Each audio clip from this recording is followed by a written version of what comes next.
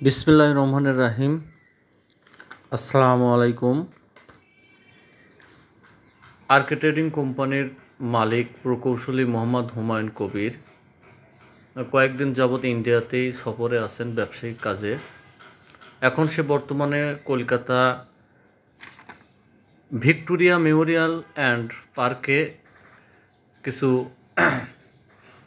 দৃশ্য তুলে ধরছেন এবং সেখান থেকে কিছু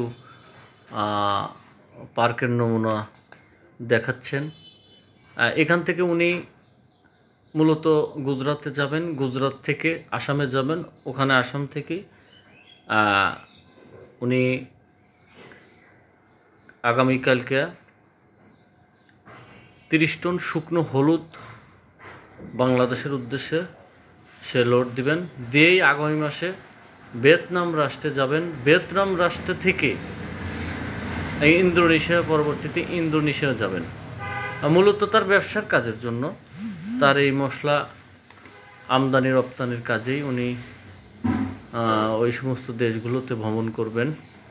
তো আমার ছোটো ভাইয়ের জন্য দোয়া করবেন যেন আমরা যেন আমাদের ব্যবসা সততার সাথে সফলতা অর্জন করতে পারি।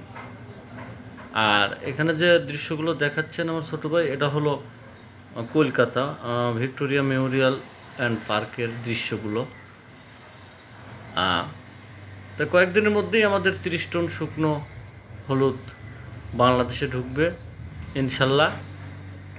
আমাদের জন্য, আমার ছোটো ভাইয়ের জন্য দোয়া করবেন যেন আমরা সততার সাথে আমাদের ব্যবসা প্রতিষ্ঠান যেন উন্নয়ন বা উন্নতি করতে পারি।